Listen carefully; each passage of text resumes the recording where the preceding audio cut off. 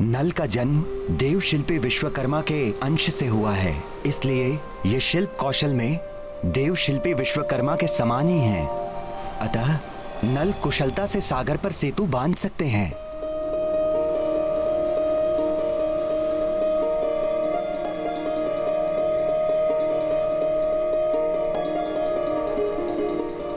यही नहीं, ऋषि अगस्त्य से नल को श्राप भी मिला हुआ है। अब यही श्राप वरदान सिद्ध होगा। श्राप? वरदान? ये क्या पहेली है समुद्रदेव? ऋषिवर अगस्त्य ने नल को श्राप दिया था, ये जो भी वस्तु जल में फेंकेंगे वो डूबेगी नहीं, तैरती रहेगी।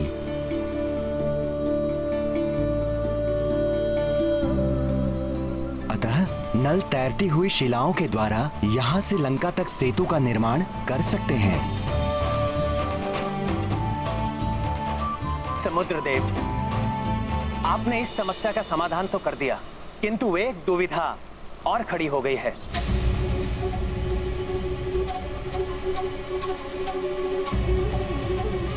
आप ही उसका समाधान कीजिए। अब कैसी दुविधा प्रभु? मैं इस ब्रह्मास्त्र का प्रयोग किस पर करूं? इसका संधान पूर्ण रूप से हो चुका है, और यदि ब्रह्मास्त्र का संधान एक बार पूर्ण रूप से हो गया तो उसे वापस लेना असंभव है।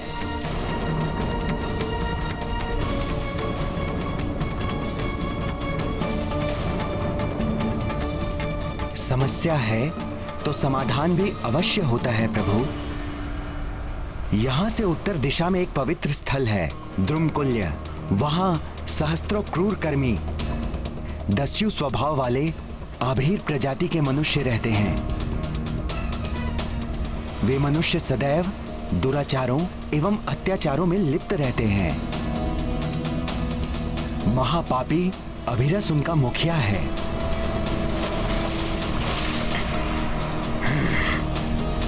वे लुटेरे मनुष्य मेरा जल पीते हैं और उनके पापी स्पर्श से मैं बहुत व्यथित रहता हूं।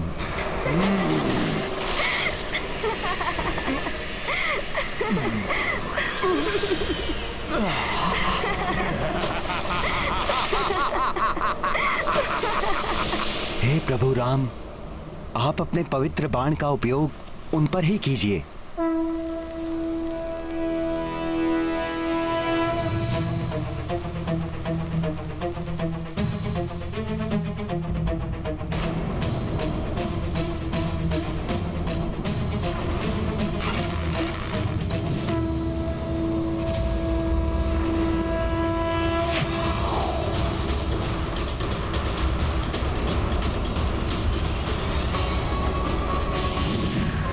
प्रभु श्री राम को तो बाण उत्तर दिशा की ओर चलाना चाहिए था, इन्होंने तो बाण को दक्षिण दिशा की ओर ही छोड़ दिया।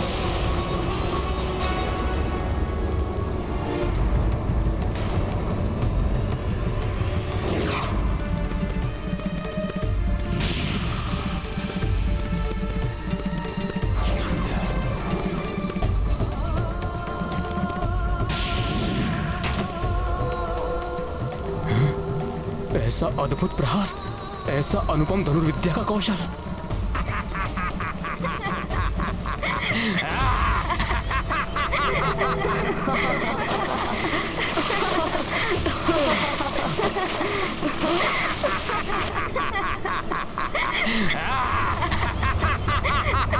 ये कैसी भयानक ध्वनि है?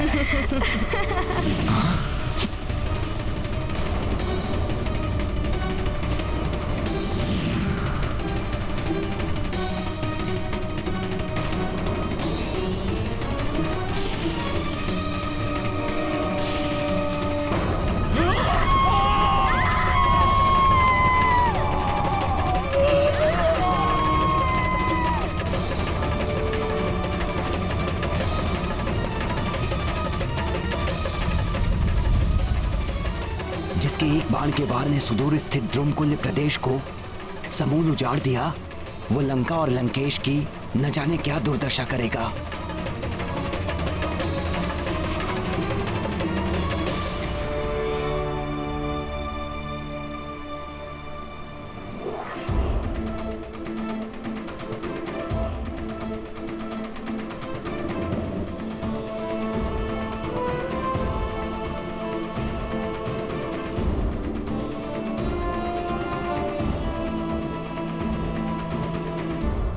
इस सागर का जल सूखने के कारण द्रुमकुल्य अब मरुस्थल के नाम से प्रसिद्ध होगा। मेरा वरदान है उस भूमि को कि वो भूमि फल, मूल और रसों से संपन्न रहेगी। दुग्ध एवं घृत वहां अधिक मात्रा में उपलब्ध होगा और वहां का वातावरण सदैव सुगंधित एवं अनेक औषधियों से आप्लवित रहेगा। आपके पवित्र बाण का स्पर्श मात्र ही द्रुमकुल्य के लिए वरदान है प्रभु। इसी प्रकार आपके दर्शन होना मेरे लिए सर्वोत्तम वरदान है प्रभु। हे प्रभु ब्रह्मदेव, मुझे दर्शन देकर अपना वचन निभाएं और अपना वरदान प्रदान करें। आप जगत के सृष्टिकर्ता हैं, अपने वचन का मान रखना होगा आपको।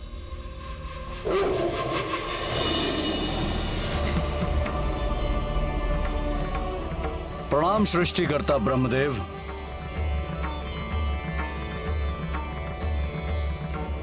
मुझे ज्ञात है वेगनाथ, मुझसे अपनी वचन पूर्ति के लिए तुम अमरता का वरदान चाहते, किंतु वत्स अमरता का वरदान किसी को भी नहीं दिया जा सकता। तुम कुछ और मांगो।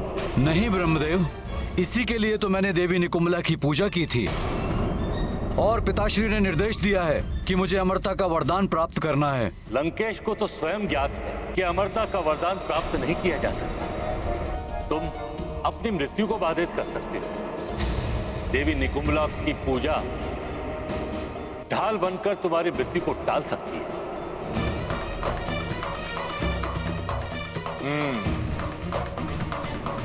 तो प्रभु, मुझे ऐसा वरदान दीजिए कि मैं जब भी युद्ध भूमि में जाऊं, माता निकुंभला की पूजा करूं तो कोई मुझे परास्त ना कर सके। और हाँ प्रभु, और यदि किसी कारणवश मैं देवी निकुंभला की पूजा ना भी कर पाऊं, तो मेरी मृत्यु ऐसे व्यक्ति के हाथों हो जिसने 14 वर्षों से ना तो निद्रा ली हो, ना ही भोजन ग्रहण किया हो। तथा जय हो ब्रह्मदेव, आपकी सदैव जय हो। ब्रह्मदेव, जगत में ऐसा कोई व्यक्ति नहीं होगा जो 14 वर्षों से जागृत रहा हो। आपने ये वरदान देकर एक प्रकार से मुझे अमर बना दिया है। आपको कोटि कोटि धन्यवाद ब्रह्मदेव।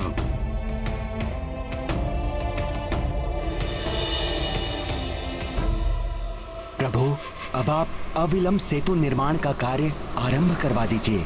इस कार्य में आपकी समस्त वानर सेना के साथ मेरा भी पूर्ण सहयोग एवं आशीर्वाद होगा। धन्यवाद समुद्रदेव। आपके दिशा निर्देश के द्वारा अब हम अपने अभियान में अवश्य ही सफल होंगे।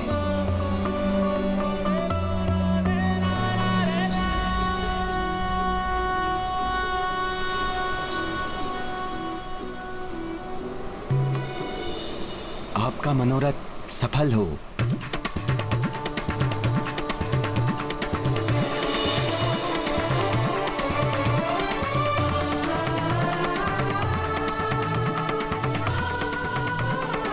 प्रभु, अब हमें शीघ्र ही सेतु के निर्माण का कार्य आरंभ कर देना चाहिए।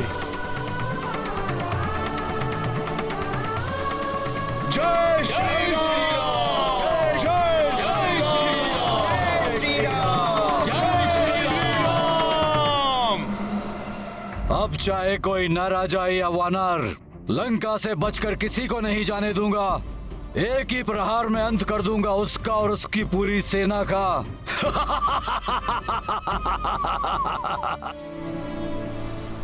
आज्ञा प्रभु। प्रिय नल, देव शिल्पी विश्वकर्मा, जिन्होंने सृष्टिकर्ता ब्रह्मदेव की सृष्टि रचाने में सहायता की थी, उन विश्वकर्मा के अंश पुत्र हो तुम। अब इस समुद्र में सेतु बांधने का उत्तरदायित्व तुम्हें निभाना है नल। मुझे विश्वास है कि तुम इस कार्य को पूर्ण सफलता के साथ संपन्न करोगे। प्रभु, ये तो मेरा सौभाग्य है जो प्रभु के कार्य में योगदान दे सकूंगा। मेरे पिता विश्वकर्मा के शिल्प कौशल, उनकी कृपा और आपके आशीर्वाद से इस विशाल सागर पर सेतु बांधने का कार्य मैं अवश्य संपन्न करूंगा।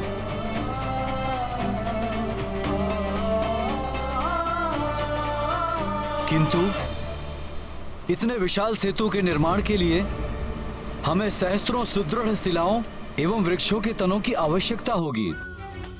मित्र नल, नील, इस महान कार्य में तुम्हारा मित्र हनुमान और ये समस्त वानर सेना तुम्हारे साथ है।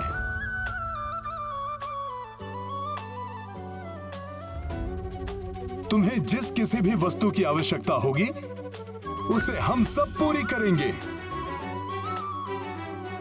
जय श्री राम, जय श्री राम,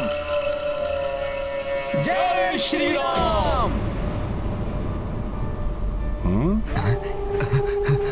भागो शुक, भागो, भागो शामिल।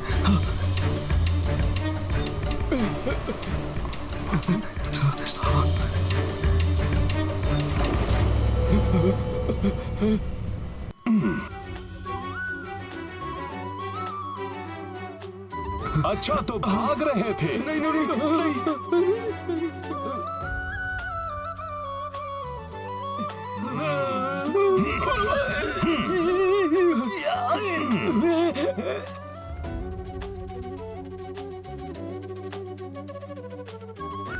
प्रभु, प्रभु, प्रभु, ये दोनों भागने का प्रयास कर रहे थे। कौन है ये दोनों? ये दोनों रावण के गुप्तचर हैं।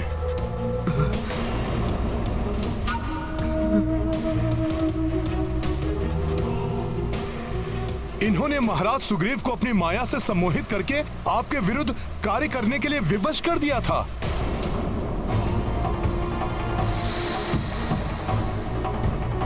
अब आप ही निर्णय कीजिए कि इनके साथ क्या करना है। क्षमा प्रभु, क्षमा। हम तो दूत हैं, हमें क्षमा कर दीजिए। हम आपकी शरण में आए हैं।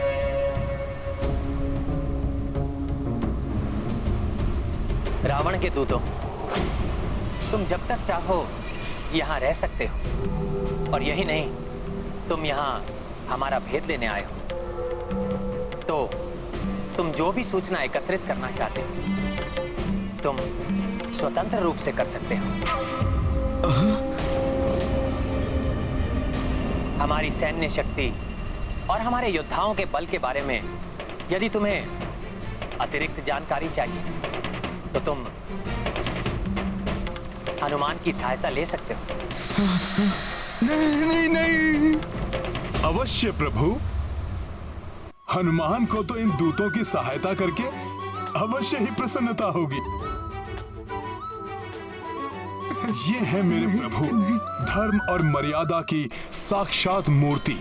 कहां वो दुष्ट लंकेश जो स्वयं को महाभक्त महाज्ञानी कहता है, किंतु एक दूत को प्रताड़ित कर आनंदित होता है। और कहां मेरे प्रभु श्री राम शत्रु के दूत को स्वतंत्र छोड़ रहे हैं, उसे समस्त भेद लेने दे रहे हैं। भैया, हमें हमारी समस्या का समाधान मिल गया है। अब हमें अविलंब सेतु निर्माण का कार्य आरंभ कर देना चाहिए। हाँ प्रभु, मैं भी शीघ्र कार्य आरंभ करने के लिए तत्पर हूँ। हाँ वानर वीरों, शीघ्र शिलाएं और वृक्षों के तने एकत्रित करना आरंभ कर देना चाहिए हमें। हम तैयार हैं।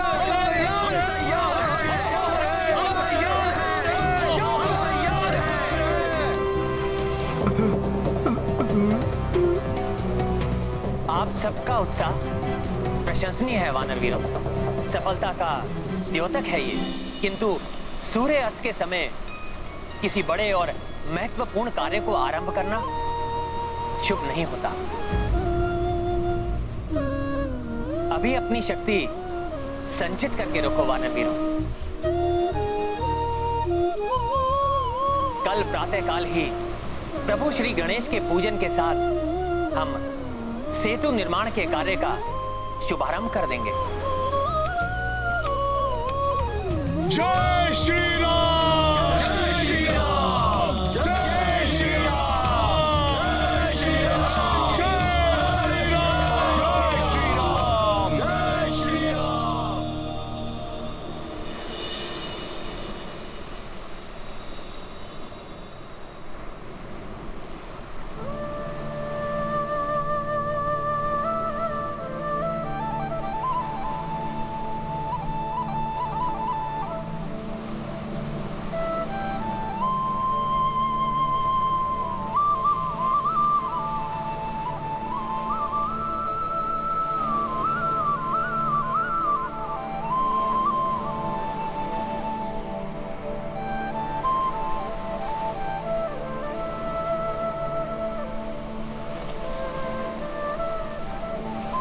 हनुमान जी, गणेश जी की पूजा के लिए प्रभु ने हल्दी से मूर्ति तो बना ली, अब और क्या बना रहे हैं प्रभु?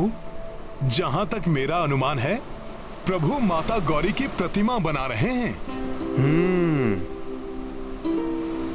हनुमान का कथन सत्य है युवराज अंगद। माता गौरी अर्थात गणेश जी की माता पार्वती की पूजा के बिना गजानन प्रसन्न नहीं होते।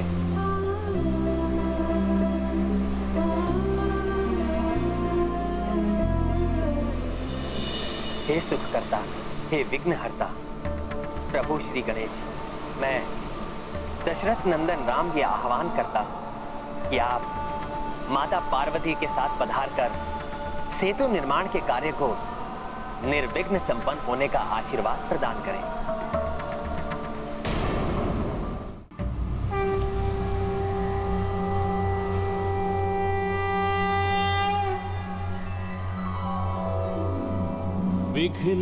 विघ्नेश्वराय वरदाय सुरप्रियाय लंबोदराय सकलाय जगद्धिताय नागाननाय श्रुतियज्ञ विभूषिताय गौरीसुताय गणनाथ नमो नमस्ते। भक्तार्तिनाशन पराय गणेशाश्वराय सर्वेश्वराय शुभदाय सुरेश्वराय विद्याधराय विकटाय च वामनाय भक्त प्रसन्न वरदाय नमो नमस्ते।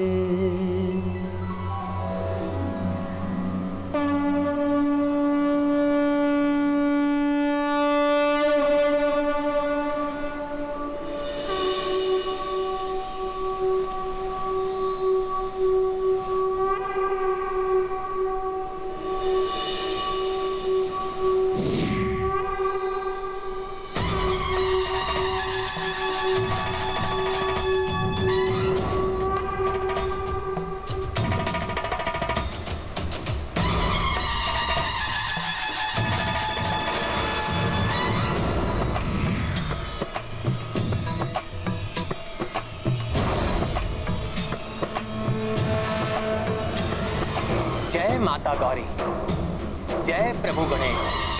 जय माता गौरी, जय गणेश।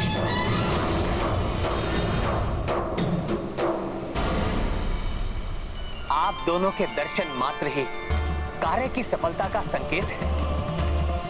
हे गौरी नंदन, हे माता, आप हमें आशीर्वाद प्रदान करें कि हम समुद्र पर लंका तक का सेतु निर्माण बिना किसी विघ्न या बाधा के पूर्ण कर सके। मेरा आशीर्वाद सदैव आपके और आपकी वानर सेना के साथ है। और फिर समस्त संकटों का मोचन करने वाले संकट मोचन महाबली हनुमान तो स्वयं आपके साथ। आपका कार्य अवश्य सफल होगा।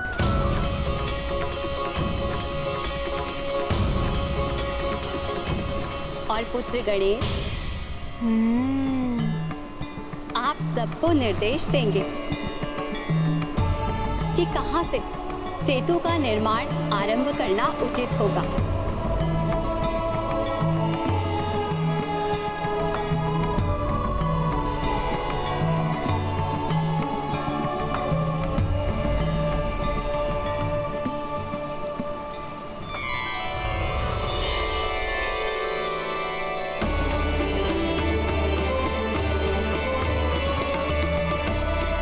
प्रणाम श्री गणेश।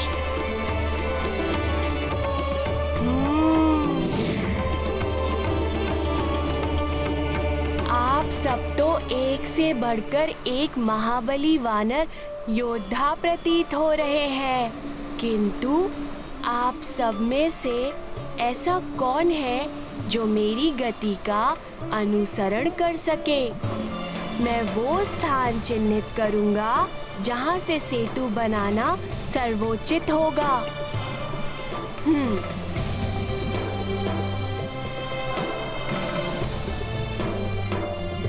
हे गौरी नंदन, मैं करूंगा आपका अनुसरण। उचित है, आइए कीजिए मेरा अनुसरण।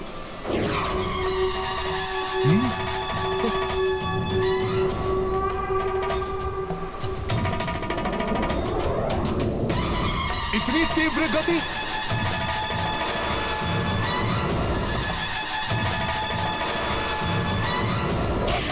आइए आइए। प्रभु,